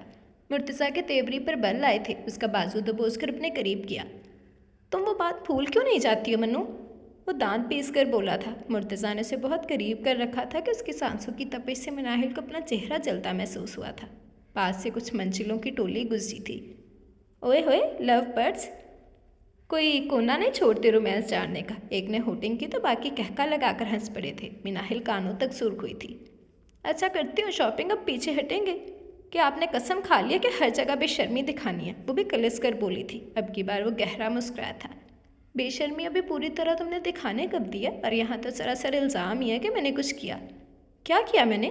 वो मासूम सी शक्ल बनाकर बोला था। मिनाहिल पाँव पटकती शॉप में घुसी थी। वो भी पीछे ही गया था और फिर उसके सर पर सवार होकर मुर्तज़ा ने उसे ढेर सारी शॉपिंग करवाई थी। वो देख रहा था वो कुछ मुरझाई मुरझाई लग रही थी। और फिर जल्दी मिनाहिल ने घर वापस आने का शोर मचा दिया, ये बोलकर कि उसकी तबीयत ख़राब है। मुर्तज़ा राहम को बता कर कि वो मिनाहिल को घर लेकर जा रहा है, वहाँ से गाड़ी लेकर निकल आया था। राहम मनेहा के साथ ज्वेलरी शॉप पर खड़ा था। वो अपने लिए छोटी मोटी नफीसी ज्वेलरी खरीद रही थी। राहम का फ़ोन रिंग हुआ, लिशबा का था। उसे यस करके कान को लगाया तो लिशबा की तभी तभी सिसकियाँ फ़ोन पर सुनाई दी। वो बेचैन सा हो गया था और नामहसूस अंदाज में एक तरफ चला गया था। क्या हुआ इशू, रो क्यों रही हो यार? राहम ने आजाना अंदाज में पूछा। मुझे उम्मीद नहीं थी राहम कि आप मुझे यूँ इग्नोर करेंगे। मैंने तो बस वैसे ही एक बात क्या कर दी कि उसे क्यों वहाँ लेकर गए आप? इतना नाराज़ हो गई मुझसे कि मुझसे बात तक नहीं की। राहम, मैं आपके मामले में बस पॉजेसिव होती जा रही हूँ, बांट नहीं सकती आपको, और आप इतना ही मुझे इग्नोर कर रहे हैं। आखिर क्यों? इशू बिलक बिलक कर रोती रही। ऐसी कोई बात नहीं इशू, तुम्हें गलत फहमी हुई है, राहम ने संजीदगी से कहा और एक चोर निगाह मनेहा पर डाली जो जानबूझकर अपने काम में यूँ मगन थी जैसे कुछ सुन ही नहीं रही हो। तो ठीक है, वापस आएँ और मुझसे शादी करके अपनी वफादारी साबित करें और मुझे गलत साबित कर दें, क्योंकि मैं इस वक्त अपना घर छोड़कर आपके रावलपिंडी वाले अपार्टमेंट में बैठी हूँ। राहम, अलिशबा ने राहम के सर पर बम फोड़ा था। व्हाट? ईशू, ये क्या कह रही हो तुम ऐसा क्यों और कब किया? अगर ये मजाक है तो बहुत बेहुदा है। राहम की तो सीटी गुम हो गई थी। मैं क्यों करूँगी मजाक आपसे, बिल्कुल सच बोल रही हूँ। मैं छोड़ आई हूँ मैं अपना घर सिर्फ आपके लिए। अब जल्दी से वक्त आया कि अब अगर वापस आए राहम, नहीं तो मैं इधर ही खुदकुशी कर लूँगी। अब के अपार्टमेंट में आपको लाश मिलेगी मेरी, वो अब सुकून से बोली थी। ये क्या बकवास है अलिशबा, तुम्हारा दिमाग ख़राब हो गया? वो शॉप से बाहर निकल आया था और बाहर आकर फ़ोन में धाड़ा था। ऐसा है तो ऐसा ही समझ ले राहम, और जल्दी से वापस आ जाए, एक और रात भी वहाँ नहीं गुजारी तो इशू गुजर जाएगी। वो लापरवाही से कहती फ़ोन रख चुकी थी। फ़ोन रखकर एक फातिहाना सी मुस्कुराहट रबों पर रेंग गई। जब से इस ट्रिप का पता चला था कांटों पर लूट रही थी, और अब तो वो शख्स उसकी ज़िद और जुनून बन चुका था, तो किसी और का कैसे होने देती उसे हर कीमत पर राहम को मनीहा के करीब जाने से रोकना था। इसीलिए मज़ीद इंतज़ार किए बगैर अपनी माँ और भाइयों को खुदकुशी की धमकी देकर छोटे भाई के साथ यहाँ चली आई थी। राहम ने अपने बाल मुट्ठियों में जकड़े। उसने बड़ी मुशक्क़त से अपने चटकते असाब नॉर्मल किए और दोबारा शॉप में आया था। भाई, अच्छे अच्छे पेंडेंट दिखाएं, मनीहा सेल्समैन से कहा था। सेलमैन ने पेंडेंट का ढेर मनीहा के सामने रख दिया था। वो इनमें से अपने लिए सिलेक्ट करने लगी जब उसकी नज़र एक नफीस से हाफ हॉट शेप पेंडेंट पर पड़ी थी। वो इस कदर नफासत और खूबसूरती से बना था कि मनीहा की उसके आर्टिफिशियल नगों में निगाह अटक गई थी। उसी पर राहम की उस पर नज़र पड़ी थी और मनीहा से पहले राहम ने उसे उठा लिया। राहम, ये मैंने पसंद किया था। मनीहा मछली थी। आप इन्हें इस जैसा एक और दे दें, राहम ने संजीदगी से सेलमैन से कहा था। सॉरी सर, ये एक ही पीस आता है पूरे बॉक्स में। सेल्समैन ने हैरत से नजीम मियाँ बीवी को देखा। राहम, आप उसके लिए कोई और देख लेना प्लीज़। वो मल्तजाई लहजे में बोली थी। सेल्समैन को गश पड़ते पड़ते बचा था। नहीं, मुझे यही पसंद है और मैंने यही लेना है। राहम ने दो टोक लहजा इख्तियार किया और उसकी पेमेंट खुद की थी।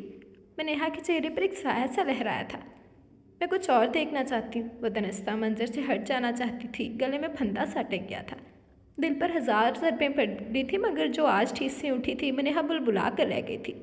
नहीं, घर चलो, इमरजेंसी हो गई है, हमें अभी रावलपिंडी के लिए निकलना होगा। उसने दो टोक लहजे में कहा था। मनीहा ने बहस करना बिल्कुल ज़रूरी नहीं समझा था।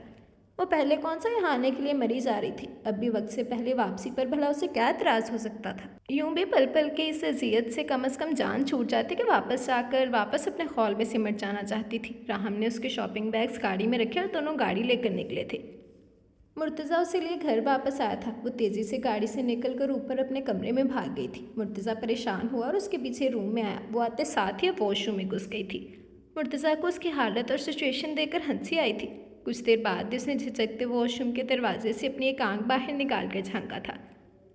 कल्ब, प्लीज़ बैग में से मुझे कोई मेरा ड्रेस दे दें। उसे ऐसी मस्कीन और रोनी शक्ल बनाकर कहा था। मुर्तज़ा चुपचाप उठा और बैग में से एक मैरून कलर की शॉर्ट फ्रॉक ट्राउज़र निकाल कर उसे थमा दी थी। थैंक्स बोलकर खटाक से दरवाज़ा बंद कर दिया। मुर्तज़ा इधर ही सोफे पर बैठ गया था। राहम की कॉल थी। उसने खुद के साथ पेश आने वाली सारी सूरत हाल उसे बताई, जो कि वह संजीदगी से सुनता रहा। फिर राहम ने उसे वापस आने का अंदिया भी दे डाला था। ओके, तुम लोग निकलो, हम भी कल वापस आएंगे, मुर्तज़ा ने कहा। चंद ज़रूरी बातें करके राहम ने फ़ोन रख दिया था। वो वॉशरूम से थकी सी बाहर आई थी। मैरून फ्रॉक जिसके गले पर गोल्डन नफीस सा काम किया गया था, इस ड्रेस में वो बुझी बुझी सी लग रही थी। वो निढाल सी आकर बेड पर बैठी थी। Very bad day. मुर्तज़ा ने मायने खेजी से उसे छोड़ा तो मिनाहिल बुचंका से उसे देखे गई थी। क्या मतलब है आपका? मिनाहिल की ज़ुबान लड़खड़ा गई, मगर अनजान बनना ज़रूरी समझा। अब मायने और मतलब समझाऊँ मैं तुम्हें? वैसे मैं तो समझा दूंगा, मगर तुम सुन नहीं पाओगी। कल्ब ने फिर भगो कर मारी तो मिनाहिल पहलू बदल कर रह गई थी। दान किचकिचाने की आवाज़ कल्ब ने इधर तक सुनी तो कहका लगाकर हंस पड़ा, मगर अपनी गर्दन ज़रूर सहलाई थी, जो कि यकीनन मिनाहिल की ख्वाहिश ज़रूर जागी होगी कि काश उसके दांतों के नीचे इस बेशर्म आदमी की गर्दन होती। उठकर बाहर निकला तो मिनाहिल, जो पहले ही बेहाल थी, झंझलाकर कंबल में ही लेट गई थी। काफ़ी देर बाद वो कमरे में आया तो उसके हाथ में एक नर्म प्लास्टिक की थैली सी थी, जो कि उसने मिनाहिल की जानिब बढ़ाई थी। ये क्या? मिनाहिल ने अबरूज खाकर उससे पूछा था। डेयरी मिल्क है, खोल कर खा लो, वो जलकर बोला तो मिनाहिल बल खाकर रह गई थी। गर्म पानी है, स्काई कर लो तो राहत मिलेगी तुम्हें। अब जबकि तुमने इस हनीमून ट्रिप को स्पॉइल करने का तहिया कर ही लिया है, तो सोचा कल की बजाय आज ही वापस चलते हैं। घंटे तक निकलना है हमें। राहम और भाभी भी वापस जा रहे हैं। नहीं तो यकीन करो, आज मैं एक और ट्राई मारने वाला था। मगर दिल के अरमा आंसुओं में बह गए। वो कहते कहते फिर पटरी से उतर गया था, जबकि उसकी बेबाक बातों से मिनाहिल अजीब सी खजालत का शिकार हुआ करती थी। अब भी थैली उसके हाथ से गुस्से से छीनकर कंफर्टर में मुंह दे लिया। वो गहरा मुस्कुराया।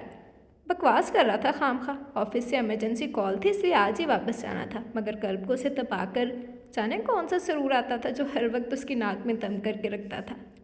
बड़ी मुश्किल से बिलाल लोगों से माजत करके वो दोबारा मिलने का वादा करके वहाँ से इकट्ठे निकले थे। राहम की गैर मामूली संजीदगी वो सारे रास्ते नोट करती रही, मगर खामोशी से बैठी रही।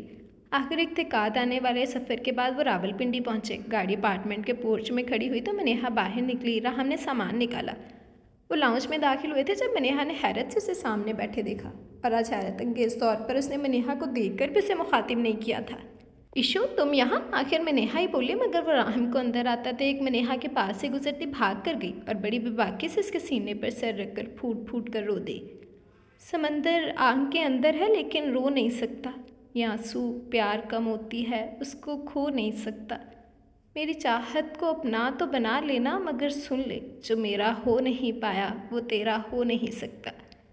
मनेहा ने राहम की जानब देखा। राहम ने निगाहें चुराई, फिर वो चुपचाप अपने कमरे में चली आई थी। उसे नहीं मालूम बाहर क्या हुआ, क्यों हुआ और कैसे। वो अब क्या करने वाले हैं। वो कमरे से बाहर निकले ही नहीं। हाँ, मगर अपना सामान ज़रूर पैक किया था। इशू, क्या हुआ है बताओ तो सही। राहम का दिमाग जो ब्लैंक हुआ पड़ा था, समझ नहीं आई अब क्या करे। इतनी अचानक ये सब हो गया कि उसे समझ ना आई आखिर करे क्या। हुआ ये है राहम कि मैं आपकी वजह से अपना घर बार छोड़ कर आ गई हूँ। अब आपको मुझसे कोर्ट मैरिज करनी होगी। उसने हतमी फैसला उस पर थोपा था। मगर अभी तो 4 माह बाकी हैं, उसने खोई खोई लहजे में कहा। तो वो तो मैंने शर्त रखी थी ना, मुझे कोई एतराज़ नहीं। और जब मैं ही आपके बगैर नहीं रह सकती और ये शादी करना चाहती हूँ तो आपको क्या एतराज़ है आखिर। उसने बेआवाज़ नकली आंसू बहाते चोर निगाहों से राहम की जानब देखा, जिसके चेहरे पर वाज़िया कन्फ्यूजन थी।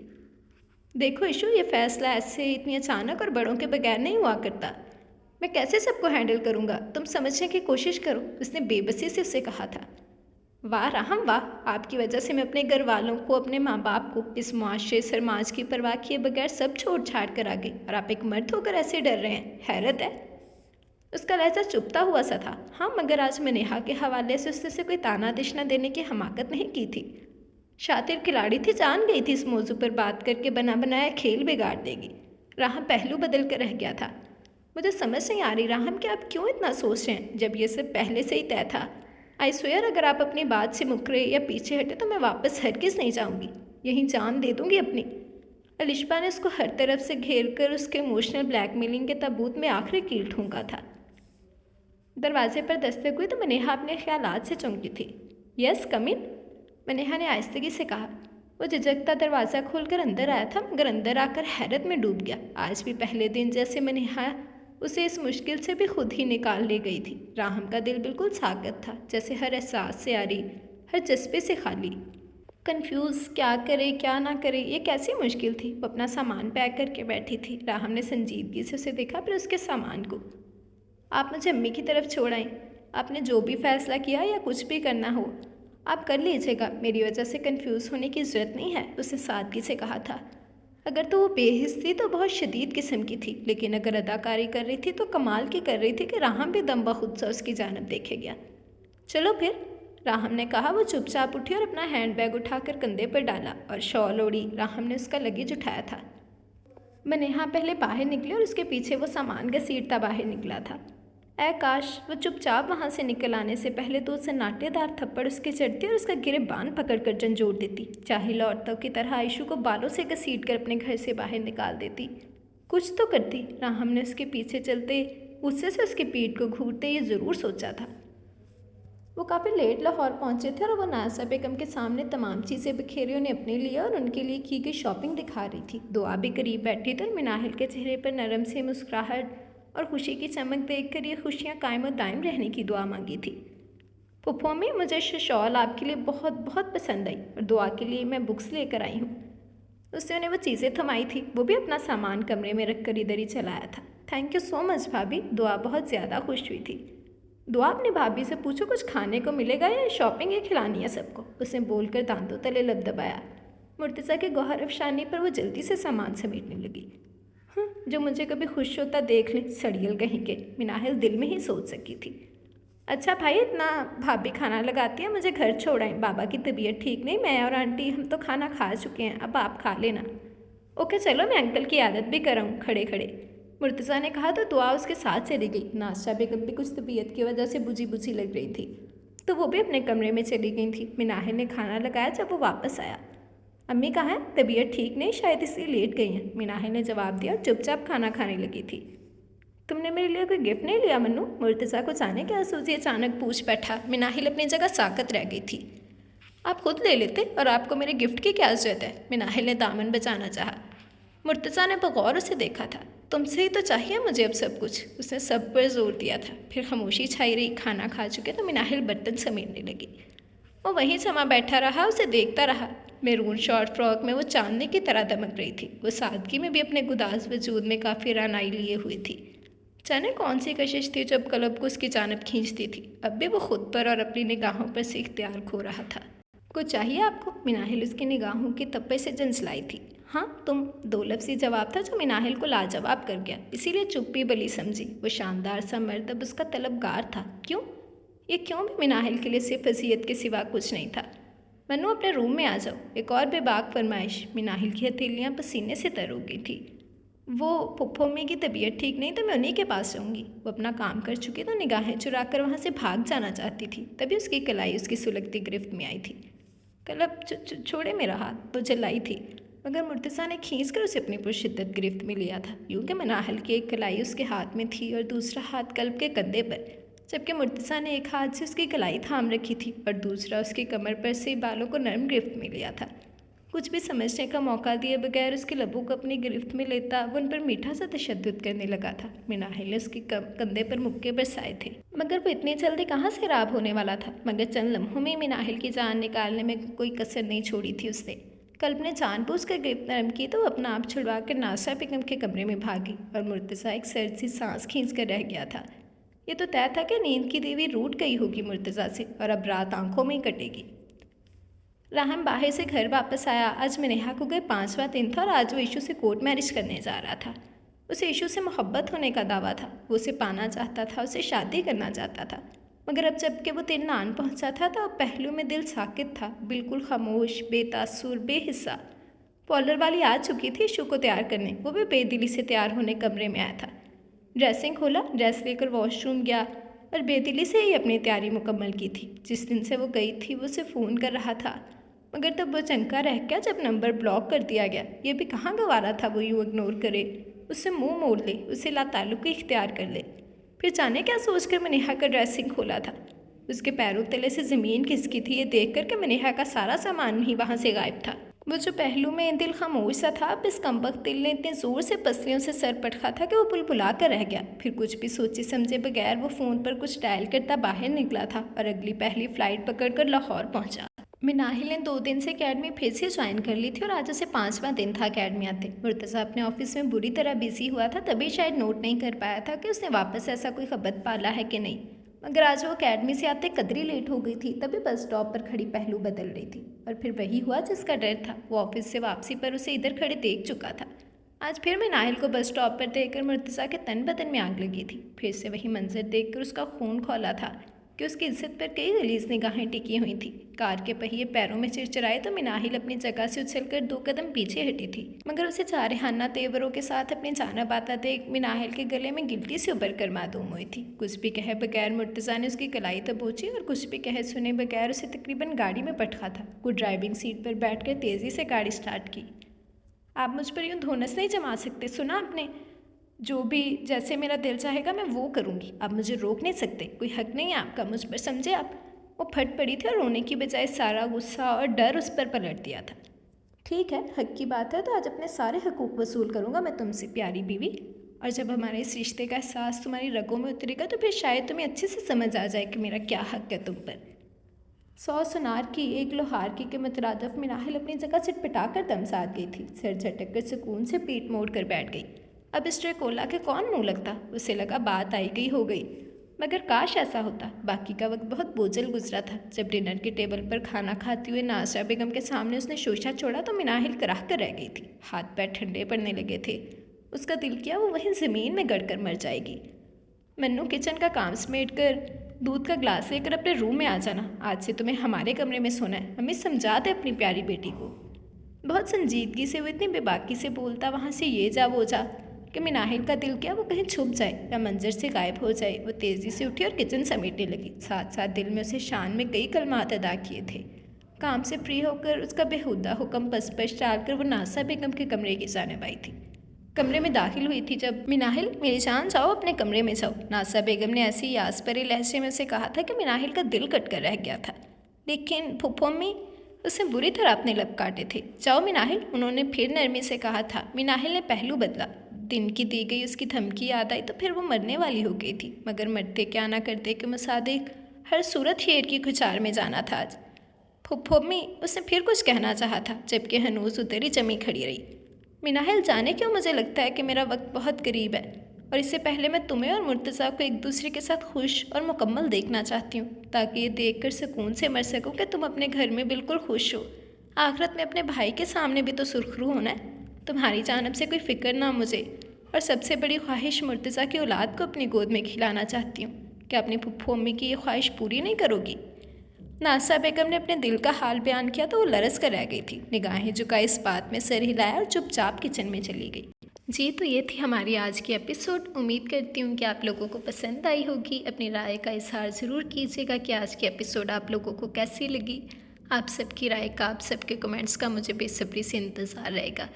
इसके अलावा जिसने अभी तक चैनल सब्सक्राइब नहीं किया, जल्दी से चैनल सब्सक्राइब कर लें, बेल आइकन दबा दें ताकि हर आने वाली नई वीडियो आपको मिलती रहे। लाइक, कमेंट और शेयर करना मत भूलें, ठीक है जी। तो अच्छा रिस्पॉन्स दीजिएगा, ज़रूर बताइएगा कि आज की एपिसोड कैसी लगी। आप सबकी राय का, आप सबके कमेंट्स का मैं बेसब्री से इंतज़ार करूँगी। तो क्या लगता है आपको, क्या कर लेगा राहम अलिशबा से शादी या उस मान लेगा अपने दिल की बात? क्या लगता है आप लोगों को? और क्या मिनाहिल साथ कबूल कर पाएगी इर्तिज़ा का या फिर से आएगी इनमें कोई दरार? आप सबकी राय का, आप सबके कमेंट्स का मैं बेसब्री से इंतज़ार करूँगी। मुझे ज़रूर बताइएगा कि आज की एपिसोड कैसी लगी और क्या लगता है कि आगे क्या होगा, ठीक है जी।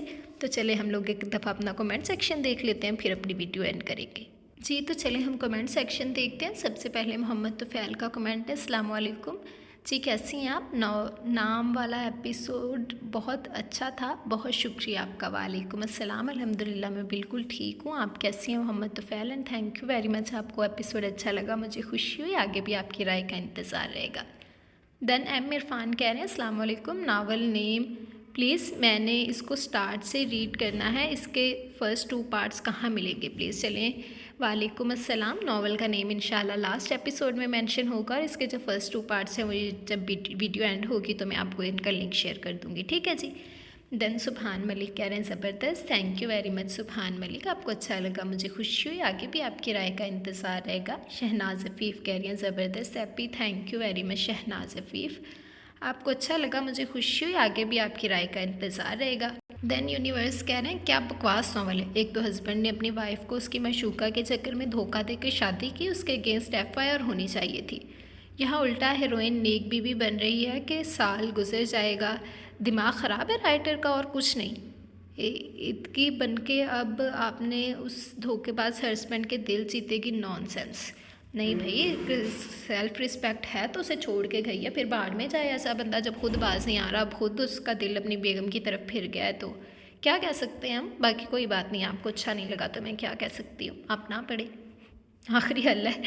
देन ज़ेब कह रहे हैं, वेरी नाइस, वैसे तो मुर्तज़ा के ऊपर बहुत गुस्सा था लेकिन इनकी ये छोटी छोटी नोक झोंक से मज़ा आ रहा है। मुर्तज़ा ने जो किया वो मिनाहिल को स्पेस देकर अच्छा कर रहा है और राहिम और मिन्हा की स्टोरी भी बहुत मज़ा दे रही है। अभी आगे जाकर वो कोई चवल ना मारे तो अच्छा है। मारने लगा, अब देखते हैं क्या होता है, वरना मैंने ही राहम को कत्ल कर देना है। I am so excited for the next episode.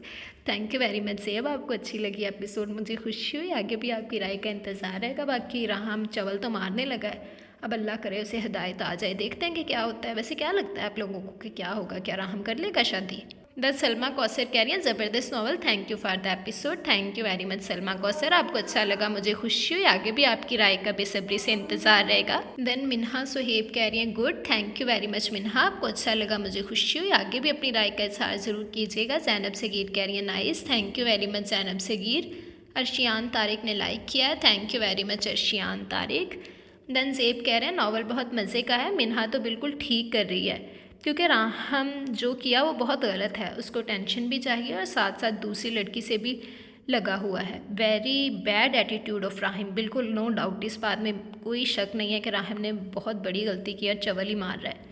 कितनी गलत बात है, ये तो शादी करनी ही ना थी, अब कर ली है तो मिन्हा के साथ फेथफुल रहना चाहिए, बिल्कुल किसी की ज़िंदगी के साथ ऐसे नहीं खेलना चाहिए। आई होप उसको इस बात का एहसास हो जाए, सो दूसरी शादी ना करे। दूसरी तरफ मुर्तज़ा साहिब को क्या लगा था कि इतना बुरा करने के बाद भी वो बेचारी लड़की इतनी जल्दी सब भूल जाएगी। बहुत अच्छा किया मुर्तज़ा की अम्मी ने उसके साथ। आई होप कि मुर्तज़ा भी आगे जाकर मिनाहिल के साथ अच्छा ही रहे। Waiting for the next episode. Thank you very much ज़ेब, आपका कमेंट बहुत ही ज़्यादा मज़े का था और बिल्कुल आप सही कह रही हैं कि किसी को हक़ नहीं है कि वो किसी की ज़िंदगी के साथ खेले। अगर राहम को नहीं था मिन्हा में इंटरेस्ट तो वो उसे नहीं शादी करनी चाहिए थी, लेकिन वो उसे एक खिलौना बनाकर उसे कॉन्ट्रैक्ट के तौर पर अपनी लाइफ में एंटर कर रहा है कि तुम्हारे मुताबिक वो औरत नहीं है, उसके कोई जज्बात नहीं है। बिल्कुल आप सही कह रही हैं, राहम ने बहुत गलत किया और मुर्तज़ा के साथ भी अच्छा हुआ। अब दोनों भुगते हैं अपनी अपनी जगह पे। तो थैंक यू वेरी मच, आपका कमेंट बहुत अच्छा था। आगे भी आपकी राय का इंतज़ार रहेगा। मुझे ज़रूर बताइएगा कि आज की एपिसोड आपको कैसी लगी। दैन अंबर अली कह रही है so sweet and lovely episode, please daily AP दें, प्लीज़ डेली ही एपिसोड देती हूँ डियर, बस लॉन्ग नहीं कर पा रही क्योंकि मसरूफियात बहुत ज़्यादा हैं, तो लेकिन एपिसोड रोज़ाना ही आती है। ठीक है, थैंक यू वेरी मच अंबर अली। तंजरीना कह रही है अस्सलाम वालेकुम, बहुत अच्छा है माशाल्लाह। वालेकुम अस्सलाम, thank you very much Zarina. Then Palwasha Khan कह रही हैं nice episode, please daily 2 episodes दें। Thank you very much Palwasha. बाकी 2 एपिसोड्स वाला फ़िलहाल काम नहीं हो सकता, लेकिन फिर भी मैं अगर देती भी हूँ तो मैं एपिसोड लॉन्ग कर देती होती हूँ, 2 नहीं करती, तो वो भी अभी लॉन्ग नहीं हो सकती बिकॉज़ कुछ मसरूफियात ज़्यादा है। लेकिन इंशाल्लाह जल्दी मैं आप लोगों के लिए लॉन्ग एपिसोड भी लेके आया करूँगी। ठीक है, thank you very much Palwasha. Then Naeem Siddiqui कह रहे हैं आप भी प्लीज़ एपिसोड लॉन्ग कर दें, पूरे दिन वेट कर रहे हैं एपिसोड का। Thank you very much Naeem, लेकिन I am really sorry dear, I am really sorry because मैंने आप सबको जैसे बताया था कि मेरी मम्मा का ऑपरेट हुआ है तो उन्हें टाइम देना ज़रूरी है, उनकी टेक केयर करनी पड़ती है, उन्हें देखना पड़ता है, उनके साथ रहना पड़ता है, तो मुझे इतना टाइम नहीं मिल पाता कि मैं इतना टाइम रिकॉर्डिंग को दे पाऊँ।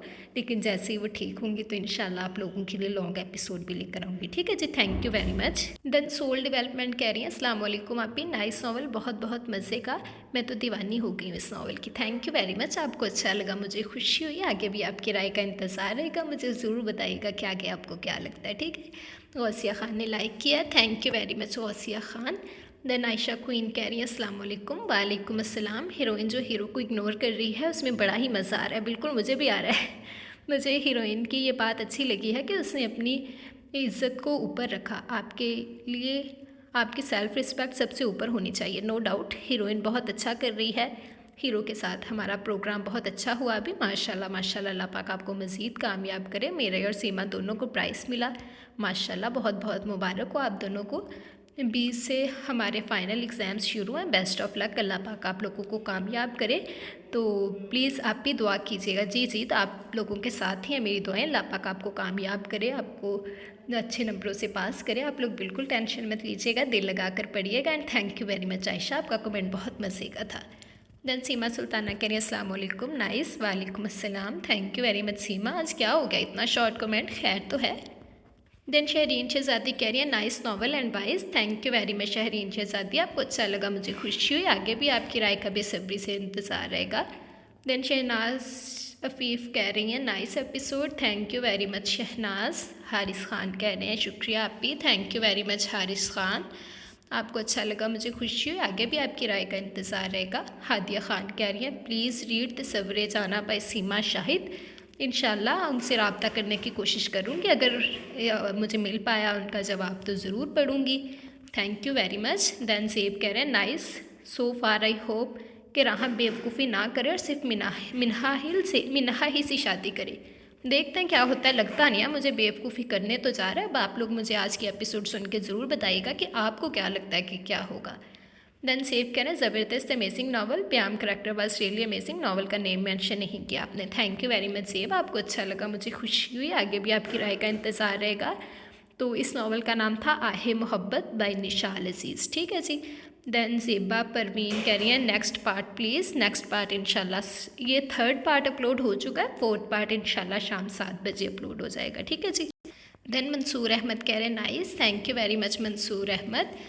देन सुभान मलिक कह रहे हैं नॉवल अच्छा लग रहा है, इंटरेस्टिंग होता जा रहा है, थैंक यू वेरी मच, आपको अच्छा लगा, मुझे खुशी है, आगे भी आपकी राय का इंतज़ार रहेगा। मंसूर अहमद कह रहे हैं नॉवल एंड राइटर का नेम ही मेंशन कर दिया करिए, एटलीस्ट इंशाल्लाह लास्ट एपिसोड में मेंशन होगा जैसे कि हमेशा होता आया है, ठीक है।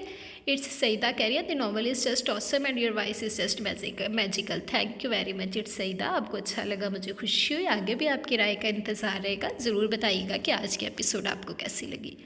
देन मोहम्मद तोफ़ैल कह रही है अस्सलाम वालेकुम जी, कैसी हैं आप? वालेकुम अस्सलाम, अल्हम्दुलिल्लाह मैं बिल्कुल ठीक हूँ, और आप कैसी हैं? और आप हमारे लिए दुआ करें, अल्लाह ताला मुझे और मेरी बेटी को सेहत और तंदुरुस्ती वाली लंबी ज़िंदगी दे। बहुत गला ख़राब है, मेडिसिन ले रहे हैं पर कोई फ़र्क नहीं पड़ रहा। बहुत शुक्रिया आपका हमारे लिए दुआ करने का, अल्लाह पाक आपको सेहत दे, आपको भी आपकी बेटी को भी। इंशाल्लाह आप लोग जल्द ठीक हो जाएंगे, डोंट वरी, किसी अच्छे से डॉक्टर से चेकअप करवाएं। ये मौसम ही ऐसा है, इस मौसम में सबका यही हाल है, मेरा ख़ुद का गला बहुत ज़्यादा ख़राब है, तो इंशाल्लाह जल्द ठीक हो जाएगा, बिल्कुल परेशान मत हो। एंड माय डियर लिसनर्स, आप लोग मोहम्मद तोफ़ैल और उनकी बेटी के लिए दुआ ज़रूर कीजिएगा, ठीक है जी। देन जमील अहमद कह रहे हैं nice novel, thank you very much Jameel Ahmed, आपको अच्छा लगा, मुझे खुशी हुई, आगे भी आपकी राय का इंतज़ार रहेगा जी। तो ये थे हमारे आज के कमेंट्स, उम्मीद करती हूँ कि आप लोगों को आज की एपिसोड अच्छी लगी होगी। आप सबकी राय का, आप सबके कमेंट्स का मुझे बेसब्री से इंतज़ार रहेगा। मुझे ज़रूर बताइएगा कि अब आगे आप लोगों को क्या लगता है कि क्या होगा, क्या राहम कर लेगा दूसरी शादी, या आएगी कोई ना कोई फिर से नई बंदिश। तो आप लोगों की राय का मुझे बेसब्री से इंतज़ार रहेगा। तो आज की एपिसोड एंजॉय करें, और इसके अलावा जिसने अभी तक चैनल सब्सक्राइब नहीं किया जल्दी से चैनल सब्सक्राइब कर लें, बेल आइकन दबा दें ताकि हर आने वाली नई वीडियो आपको मिलती रहे। लाइक कमेंट और शेयर करना मत भूलें, ठीक है जी। तब हम इंशाल्लाह कल हाजिर होंगे इस नावल की नेक्स्ट एपिसोड के साथ। तब तक के लिए मुझे इजाज़त दें, दुआओं में याद रखिएगा, अल्लाह हाफिज़।